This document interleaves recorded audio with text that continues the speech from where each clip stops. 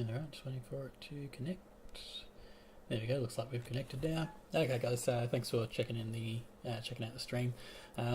So we've had a few people on the Discord that are talking about uMMORPG and aren't quite sure how to modify some of the characters in it. I find it's actually one of the more simplest of template systems that I've used on Unity for changing the NPCs and getting them up and running straight away. I actually really like it for that. So I thought I'd do a video specifically about how to do that. Now, this here is a blank project. I'm using Unity 2017.4.8F1, which is the LTS version of 2017.4, and that's the one that's recommended by the developer of uMMORPG for his templates. So, as you can see here in the settings are all default. This is just a brand new project. I've brought in a single basic Bandit file, which is a free one that you can use, and that's just a humanoid character. And then I've also brought in the Heroic Fantasy Creatures full pack. I've brought a few of the characters from that in there, and that's the one that came with the Humble Bundle, which also came with the uMMORPG 3D. I'm trying to say that fast, it's just it messes with my head. Anyway, let's get straight into it if we can. So what we're going to do is we're going to hit up the main folder. Oh, actually I just need to share this stream out before I go any further than that. Might want to do that. I've definitely updated it.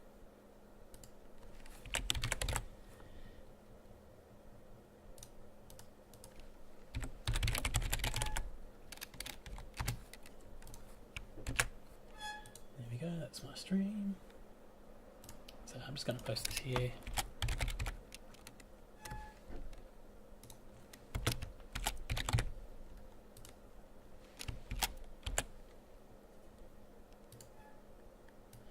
That was the other guy that spoke. I'm just trying to message people on the thing. Shouldn't be too long before we actually start. Yep.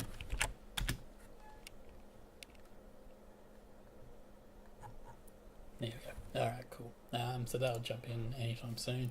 They can always watch back the video because I will be forwarding it across to YouTube, and I'll post it in the Discord once we get that.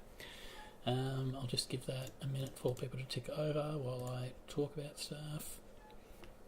So yeah, again, it is actually really, I wouldn't say quick and easy. I mean, I find it quick and easy because I know how to do it. I'm sure that anyone who's just come into it might, might take a little bit longer just to try and figure it out. But it is actually quite simple. You just got to make sure you tick off a couple of the boxes. So let's get into it. Let's open up the scene while we're here waiting. You've got the world scene. So just going to double click that and open it up. Just waiting for someone to join in.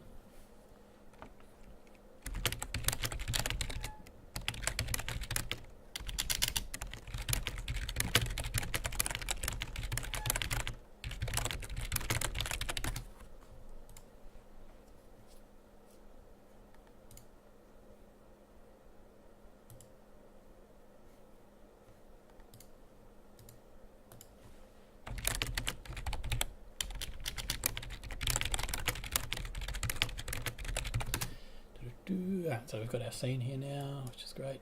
Just checking to make sure that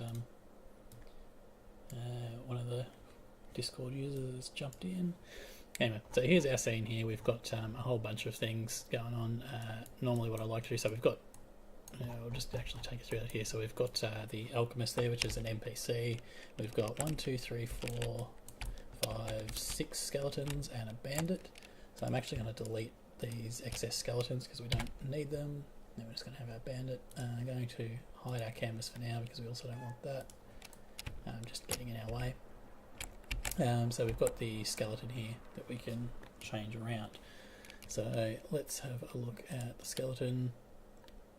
I'll minimise this down. Can't pull that down any further. So yeah, everything on here is obviously already working, and we need to change that. So what we're going to do is we're going to select it.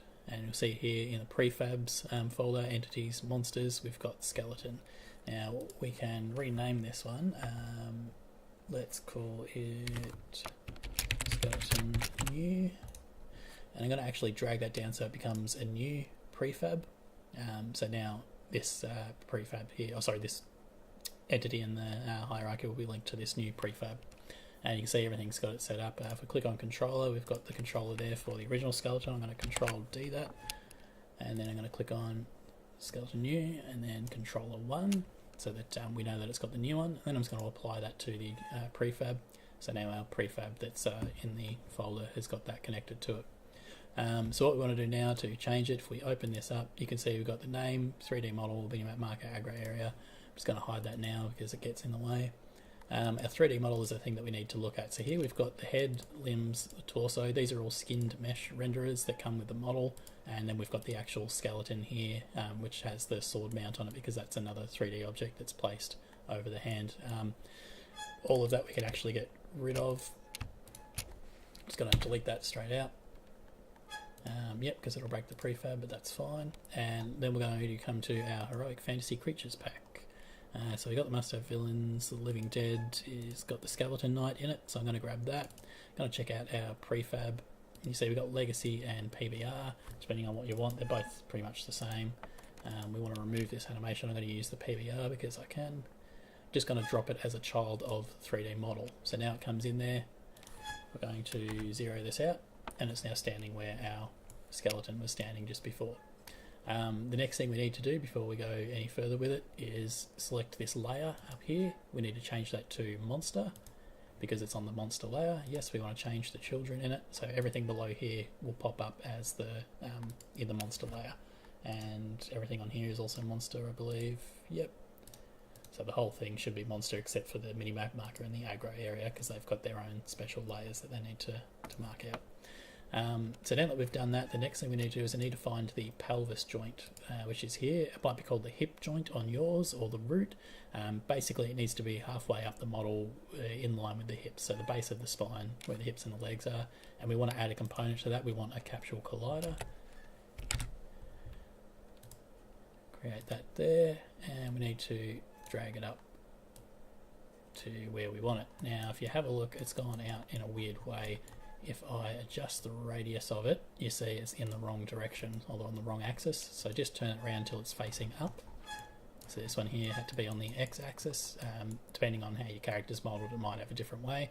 Just get it so that the top of the capsule is on the tip of the head and the bottom is on the feet, which you can't quite see here, but I'm just going to put it there. Even if it's just a rough thing, that's fine.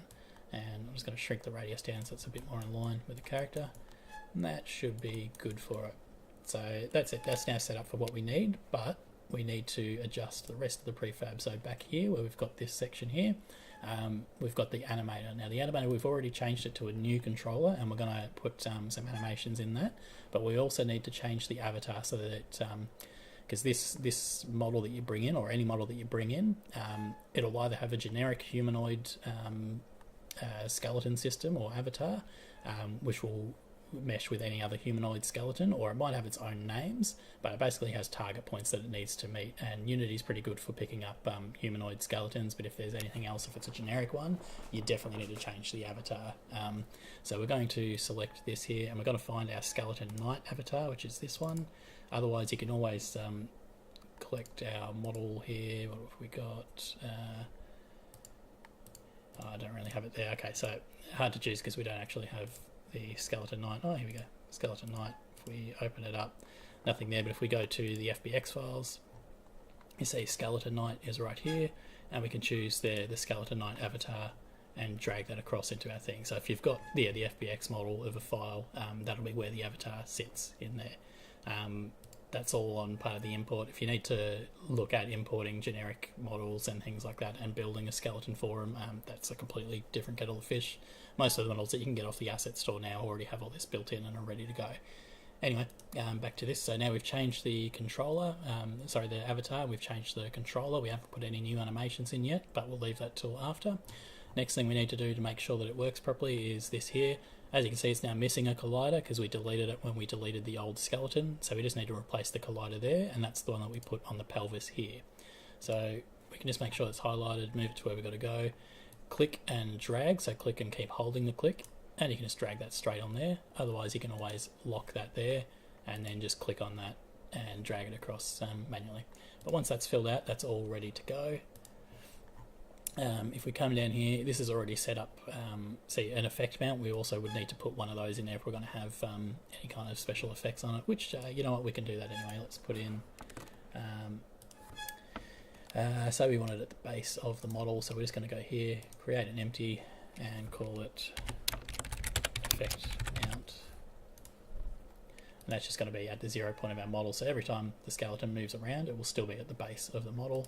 I'm going to click here and we're going to link it there. We can always put it on a piece of the skeleton, so if we need an effect to come out from the hand, if we need an effect to come out from the head of it, if we need it to sit in the center, we can always just drag that transform into the skeleton of the skeleton, so it's a bit so into the actual animated skeleton of our skeleton model, and then place it on there and we'll follow with that. But for now we're just going to have it at the base of the feet. Everything else is already as it is because the skills are based off the thing. So it's only had an attack. The skeleton doesn't have any other special abilities. It's just an attack. You can always add more special abilities in the same way that you'd add them in any other time and just put in more in the skill templates. But then you have to make sure that your controller matches that. So because we've copied the skeleton's controller, it's already fine. But because we're using a completely different model, we might want to change the animations around.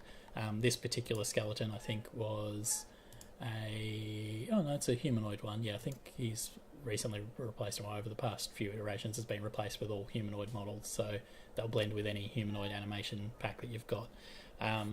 Sometimes you might have a generic rig that won't go with humanoid animations, but most of the time they actually come packaged with their own animations. In this case of the fantasy creatures, they all come with their own animations, so that's cool.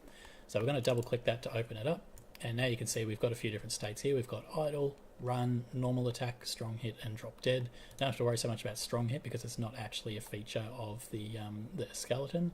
I'm going to leave it there now because we do have the parameter set up. So yeah, secondary attack skeleton. Strange, I don't know if it had the secondary attack on the thing. Anyway, let's not worry about that. Leave it as it is. We don't have to fill it out with anything because it's never going to use it. But we go to our idle. If we double click on that, it's actually opened up the animation. That's fine. This one here is built into the FBX for the skeleton that comes with uMMORPG, but we don't want that. We want to find our skeleton here. We want to come to the skeleton knight. We can find the FBX files. Should actually have, there we are. Yep, so these here are all the different animations that it has. Now we've got one with a sword and shield, so we don't want the two-handed, we want the single-handed. Idle one-handed is what we want. I don't know what idle protected is. We can actually look at that though. If we open this up, let's see whether this one, so this one here uses a shield, and then the one-handed has the shield further out and just stands there like that. Yeah, I like the shield further out because it doesn't need to look like it's attacking. So I'm just going to go idle one-handed, going to drag that into here because we've got the idle animation selected. We've now changed it to the skeletons one. Next one, we want the run or the move. We need to find a one-handed walk. Here we go, one-handed walk. Now you've got two different ones here. You've got the one-handed walk or the one-handed walk root motion. Now the difference between the two is that this one here is it walks on the spot. If we can see here, it's not actually moving in 3D space, it's just animating where it is. The other one here, actually, if we play that, you can see it's now walking along. This is called root motion. It's where it basically moves from the start point and then goes to an end point, and when you loop that around, it will actually move in 3D space based on that animation. This is not going to work for us because we have a controller here that actually says where the character's moving to. If we add it in the root motion, it's going to move outside of the bounds of where the character is actually standing, and we'll end up with like rubber banding effect stuff, and it won't translate over the network properly. So we just want the regular movement in there. So we're just going to go one-handed walk, drop that in there. Normal attack. Now we need a one-handed attack, so we're just going to use the first one. We can play that, see what it looks like. It's just a regular slash, that's fine. Now it is not set to looping, so we need to edit that so that it can loop. In fact, that's actually something that we're going to need to do for the rest of them too. So let's go loop time, apply, yep. Going to change that one-handed attack, and then drop dead. We need to change that to a death, one-handed. So a one-handed walk, one-handed death, here it is. So again, this one here we don't need to change to a loop. Idle we will need to change to a loop, so we click on that, idle one-handed, find it in our hierarchy, click on it. No, it doesn't have loop on it, so let's turn that on. because otherwise it'll just play through once and then stand still and you won't know what's going on. It'll just look like it's broken. Same with the one-handed walk. Yep, that one's not set, so we click on edit. Gonna go here to loop time, and I'll apply that. Yeah, attacking we want also to loop because it's going to actually no, I don't think we need the attack to loop. I think let's take that off loop because it'll stop and then play again each time it attacks, so it shouldn't have to loop because it'll attack and then go to idle and then attack again because it's a one-off usage. Same with the strong hit. We can fill that out with something anyway, so let's go one-handed attack 2. We'll just put that in there just so we don't have any errors later on. Sometimes you might only have one attack depending on what model you brought in. It depends on what the modeler has given to you as part of the pack. Anyway, so that's our skeleton done and ready to play. So if we check that out now, that would actually work, but I'm going to leave it because I'm going to set up some of the other characters. So let's go to our Bandit now, and let's try and add something else on that. So we've got our fantasy animals, we've got even bigger ones, we've got the kobold or the harpy. Yeah, let's try and add the harpy onto that one. So I'm just going to lift that up there. Going to come to our Bandit, exact same process. We're just going to, this one here's got an armature, it's got feet, hair, hands, head, outfit, all that. See you later, don't need you. We're going to hide the minimap marker because it doesn't get in our way. Then we're going to find our prefab, breasts covered because this is a Twitch stream. Cool. You can see that's a really awkward looking harpy character there. So I'm going to drag that up into our 3D model. I'm going to remove the animated component of it because we don't need it on there, it's already got one. We're also going to change this to harpy. Now because we changed the name, it's still going to lead us back to the Bandit, so I'm actually going to drag this down to create a new prefab. So now it's going to read from the harpy prefab, and when we look at our Bandit, the Bandit hasn't changed, so we've still got that there, but now we've got a new one called harpy. And we're going to find our controller here. We're also going to duplicate that. It's going to be called controller 1. I'm just going to change that to controller H harpy. I'll just call it controller harpy. We're going to go to our harpy character. Same thing as we did with the skeleton. Drag the new controller in. Apply. Oh, actually, I need to do that to the skeleton too. So, yep, skeleton new. We're going to apply so that all those changes we made are all now applied to the skeleton prefab. We're going to pop back over to our harpy. We need to again change the avatar because this one's a completely different avatar. It's no longer a full-blown humanoid. It's going to have other things like these feathers, or the tail might be connected. It's also, arms are really elongated. They're not normal size arms, and same as the legs. So we're going to have to change that to a harpy. And here's the avatar there. We'll pop that in. We need to again set the harpy model to monster. Yes, change children. Now we've got our root, we've got our harpy, we've got the harpy pelvis, because that's where we want to have our capsule collider. It's on the y-axis, so we're going to increase the height of it. Now you can see it's on a weird angle, but if we go x-axis, it's a little bit better. Z-axis, no, that's nothing. So x-axis we'll have to do. And it's a bit hard because this one here is on like a weird angle. If we did it from the root, maybe the root might be better. Let's go remove component, harpy. Root, that's at the base though. Yeah, we'll just add it there, and it doesn't matter if it's not quite where I need it to be. X-axis. What have I done? Take that off.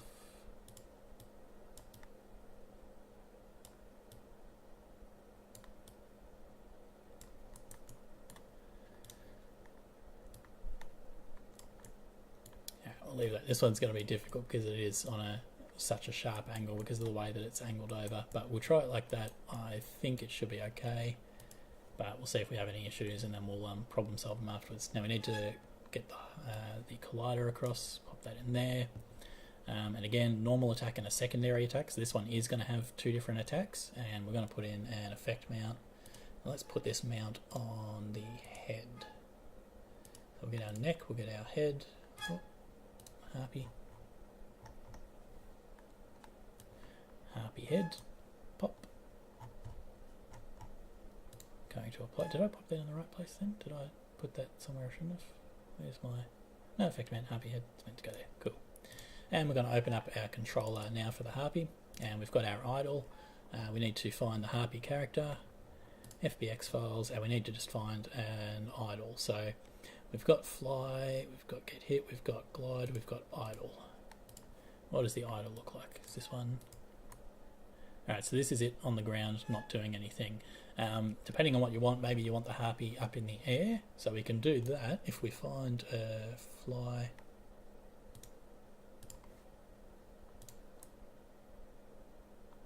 So this way we can have the character actually flying the whole time. It's not looped, so we're going to need to loop that, because otherwise it'll just flap its wings once and then just freeze in midair. We're going to apply that, and then we're going to drag that into there.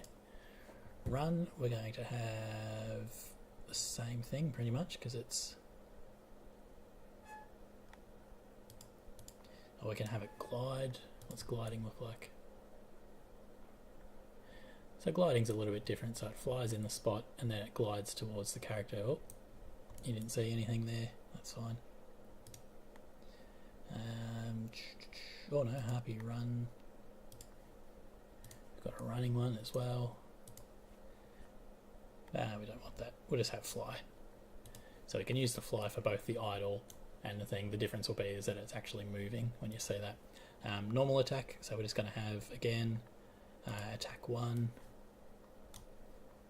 And then strong hit, we'll have attack 2. And then dead, so we need to find a death. Death hit the ground because it's going to be flying, so we need it to fall from the sky and go into there.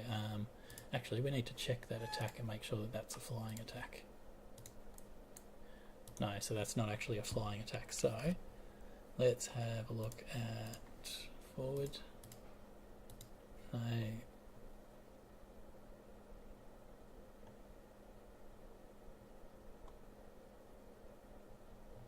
Is there actually a flying attack? That's interesting. Ah, well that's unfortunate. It doesn't actually seem to have a flying attack. So it's like it has to land before it does it. Alright, well that just means that we have to change it from a flying one to a standing one. So we'll go to our idle, we'll make sure that it's looping. So we're just going to loop it, apply, and then we're going to click on here and just drop our idle in there. Going to go to the run, so we're going to need to find there's running. Is that one? We need to loop that one as well. Edit, loop time, apply, run, and then our attacks are fine, and the death hit the ground, so we don't want that because it's going to pop up in the air and then fall down. So we just need a regular death for that one, and it only needs to be a one hit, so we know that it's going to work fine. Alright, cool, so that's that one done. We're just going to apply that, and that should be ready to go for both of the characters there. So the skeleton and the harpy should be fine. So let's, what we've also got here, forgot to do, so we need to zero that out. So it's at the 0 point. And when we select it, we're not actually clicking on this collider here. We're going to be clicking on the cylinder collider, because that's sort of telling you where the character is. I think that's how it works anyway. Actually, we might be clicking on the other one, because that's for the navmesh agent. Anyway, let's pop our canvas back on. We're going to test that out with a basic character. I'm not going to replace the human yet. I just want to see that these two things work. Yep, server and play. Just going to create one as well. So we've got our little character. We're going to run here, and you can see now we've got our harpy and our skeleton. So the harpy moves around, and the skeleton just sort of stands there, doesn't know what it wants to do. It's not actually moving, so it doesn't have to do anything. If we run away, we can see it's following us. And we can block it. Now we get the harpy. We'll go and attack that, although it's probably going to kill us pretty quickly. You can see it's going to chase us a little bit. I want to see if it plays that second attack. Yeah, so there you go, it's playing through 2 different attacks. Oh. Now, the other thing is that the attacks and the animations themselves are actually timed, so the Bandit had a special attack that took X amount of time for the animation to play out. So you saw there that it attacked me in a certain way, and then there was a delay between that attack and when I got hit with the damage. So that's to do with timing it for the animations that you got. So you can either slow down the animations or you can just adjust the timings for the actual move itself. But that's something you'll need to work out for whatever character you've got specifically. So let's now just quit that. I am going to start it again because I'm going to have to delete the warrior character that I've got saved. So I'm going to go server and play, and I'm going to just delete that out. It will retain it, just not the character in that thing. So anyway, that's another story. Alright, so the next thing we want to do is let's just change our NPC. This one's actually the even easier one, because we don't have to worry too much about the animations in it. So again, it's the exact same layout as all the other characters. You've got the 3D model here. You've got all the stuff inside. Just delete that, continue, and I'm going to grab our kobold. We'll bring him in there. Need to drop him as a child of the 3D model. He's already zeroed out, so that's great. And the layer for this one we need to change to NPC. So yes to children. He's got his own little gear here. I'm going to hide that minimap marker because it gets in my way. So he's already pretty good. He floats a bit above the ground, so we might have to, if we have a look, yep, that's fine, but we just need to bring him down off the ground. He might even pop up again a little bit later, depends on how the nav mesh is on this, but for now that's fine. We need to go to our pelvis. We need to add a component, again, Capsule Collider. If we adjust the height, we see that's the wrong angle. X is also wrong, so this one's the Z axis for this one. So let's pop him down here and put it at the base of the feet as well. And that's pretty good for there. Now we need to come to the alchemist part here. We'll select our, we'll select this character first so we can save a new prefab. I'm going to call alchemist cob, and we're going to drop him here so that it's a new one. And then we're going to pop over here, we're going to find the controller, which is in our models section. I'm going to control D that, controller 1, we'll call that controller cob. We need to drag that in there and then change the avatar to our kobold avatar. And then we need to come down here, we've got our collider, again, drop the pelvis in. And the state is currently idle, don't have to worry about that. Effect mount, I'm not going to put one on here because I don't really need it. You can just do anything. Actually, let's do it from your hood. Hood transform, so it will pop out from there. There's no skills on this one, so we don't have to worry. And if we open up the controller, you see it's literally just one thing that we got to change. So find our FBX for the kobold, and just find the idle. And give him idle combat, doesn't really matter. Drop that in there. That needs to be looping, so we'll make sure that that's looping. Well, it's not, so loop, apply, and that's done. And that's our NPC done. That's all it is. Literally just dropping that out. So that's as super simple as it is to change it. Everything else is the stuff that you would change for anything, and you can double it up. You put the skill amounts on, your how can I help you today, your sale items, quests, teleport, all that sort of stuff is done external to that. But this is it. You've got a new character. Now we need to do the warrior. So let's find that warrior. Here it is. This is our character. We're going to drop him into the scene at the 0 point. Just hit F. Now we can find him. And so he's sort of half buried there. It doesn't really matter where you place him because he should still stick with the 0 point in the prefab. But this one here, we're not going to create a new prefab. We can, but we want to edit just the basic one. So we want to get rid of this guy altogether and put something else on there. So I'm just going to hide our minimap marker. And this one here can become... oops, didn't mean to do that. I want to grab the base warrior, lift him up so we can see everything. Yeah, this is where it gets funny because the way the warrior does the equipment, if we come down here on our 3D model, so you've got these locations here, and that's to do with using the skin mesh renderer that comes in with that. I don't usually use that for my characters, I would actually have them as part of the skeleton, and you can instantiate the objects or tick them on and off using the mesh changer. Really up to you how you do it, but I'm going to show you the basics of how to change this model here. It's the exact same way as we did it for the other one. All we're going to do is remove these two here. We can leave those equipment locations there for now, that's fine. Yep, that's alright, I don't mind dropping that. And then I'm going to come to our basic bandit because that's our humanoid one we've got. And click on that, we've got the prefab or the FBX. If I click on the prefab, what's on there? It's just that. So let's just bring in the prefab, drop it here, and you can see if we didn't delete the others, it's roughly the same height, so that's actually pretty good. Now we need to change the layer again to this time to player. And we've got that in there, we've got our armature, we've got the skin mesh renderers there, and we've got the armature, we've got the hips, so that's where we want to put our Capsule Collider. Again, we're going to change the height, and this one's got a nice height, it's in the right axis, so that's fine.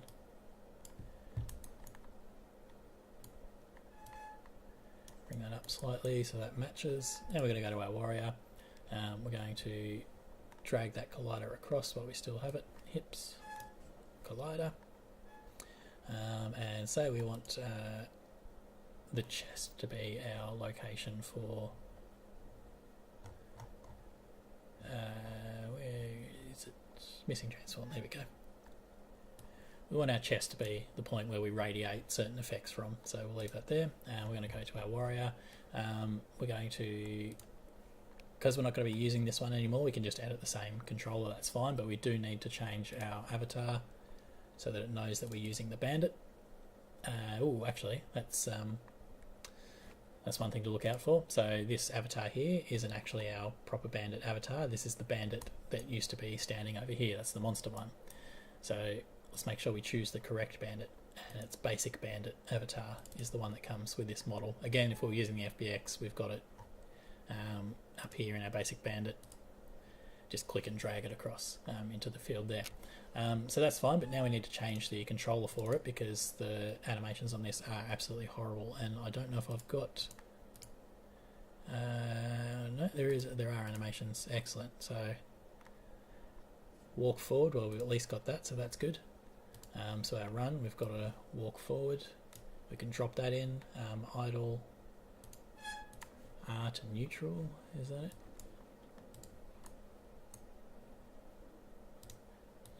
Cool, that's fine, and it's already looping as well, so we've got our idle in that, but we don't have anything for the attack. Again, so you know what, I'm just going to put sprint jump to the left for the attack. So normal attack, sprint jump to the left, and actually no, you know what, we'll have idle grab neutral for that, and then for our strong hit, idle grab neutral, and then sprint jump to the left when we die. So I don't actually have animations for that, but you can get whatever animations you've got that either comes with your character, or it can come from the RPG humanoid pack, because this is a humanoid model that we're bringing in, although I will double check that. So the rig humanoid, yep, definitely humanoid, cool. Now we need to go down here, we're going to put the mini-map marker back on, we're going to jump into the scene, and that's our character ready to go. So again, that's all we had to change was just that, and it is now ready to play. So let's apply that to our prefab, because that needs, this is changing into the scene, but you need to apply it to the prefab where it is. So we'll select, you need to make sure that it's here, and when you open this up you can see it's changed to our new avatar. What's going to happen though is the equipment won't go to the right spots, so actually I'll change that here while we're doing it, because that's one thing that you are going to want to have. We go to our equipment info, we've got weapon sword, so again, yeah, it's missing all these transforms now. This will stay the same because it was using these little points here, so we're going to have equipment floating around the place, but we can actually take those out. So you know what, let's remove those. I'm just going to delete them. Yep, that's fine, and what that's going to do now is when we scroll back down here, it's going to say missing transform, but that's okay. It'll still have it equipped on your character, but it just won't be able to find where it wants to place the 3D item, so it won't place the 3D item. But we do want the sun sword to appear, so we need to find our skeleton here, chest, shoulder right, because it's going to be, the sword goes in the right, lower arm, hand, and then you've got this here. We can create an empty, I'm just going to call this weapon mount. Got to come back here. And then we need to drop the weapon mount into the transform, so sunsword, and then the other one we want to have is the shield. We need to do that for the left area. So upper arm, lower arm, hand. You can have it at the hand or you can have it on the lower arm. I'm just going to put it again as the hand and put shield mount.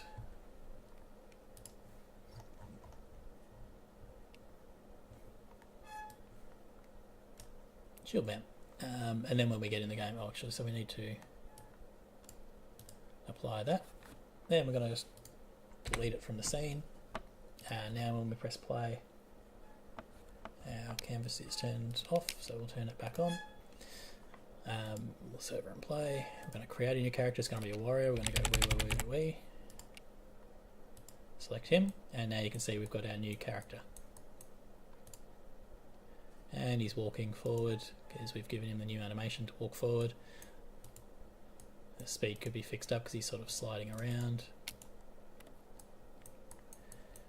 And there we go. That's all of our characters put in the game. Now, you can see that the swords aren't really aligned properly to the hands because we've just put them onto a random transform. What you would do is you would jump into the scene view, hit F on not the canvas but on our character. We would zoom in. We could select the sword for easiness. No, that's going to be the camera there. And then go to our weapon mount. We would change that around to the direction we wanted it to be in. And move it around a bit so it sits in our hand better. You can't really see now, but that's how you do it. Then what you do is you just go copy component, and then when you stop it and you go back into regular edit mode, you can bring that that warrior prefab back in and just change the values there by clicking paste component values and then applying that to the thing, and then your sword will be in the right spot that you want it to be. And you would do that for the shield as well in the same process. Play, stop, just to get the different points together. How you would do the armor again depends on what kind of system you're using. If you are using a skin mesh renderer like the original character in here, you can do it that way through this exact same process with the equip points that are on there already. But for my character, I just put it in through that way. Anyway, let's check out to see our other animations and how they go. I'm going to press 1 to go and attack. So I'm now attacking. And you can see, yeah, he didn't really have much of a attack thing going on there. Oh, our character's died, so that's fine. I just want to see what happens when our player dies. So let's get the harpy to kill us. Ooh.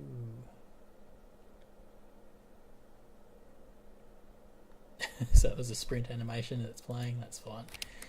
Cool, alright, that's how we do it. And you can see the skeleton's now dead still, but we'll wait for him to pop back up. He should pop back up any minute now.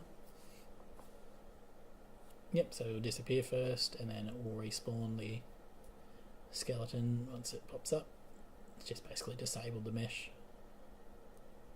And there he is, and he's back and going. Alright, cool, so that's pretty much how you would change the models.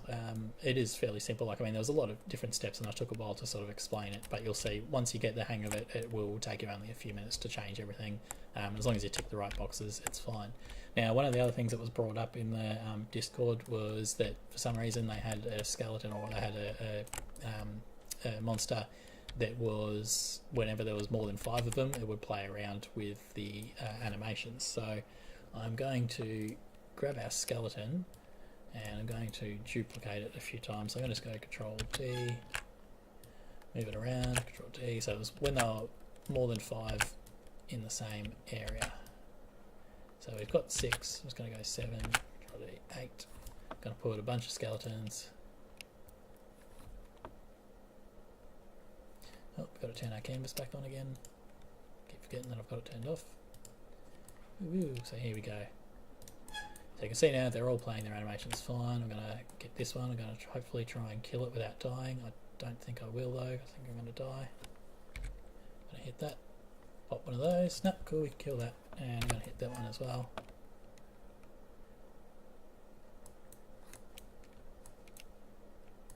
Alright, so we killed those. I'm just going to casually walk away, why not?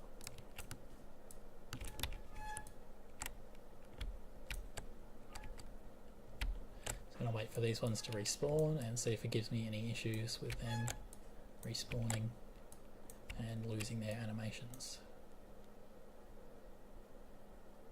Looks like some of the animations are actually out of time too, which is kind of cool. Nope, he seems to have a perfectly normal animation. 1, 2, 3, 4, 5, 7.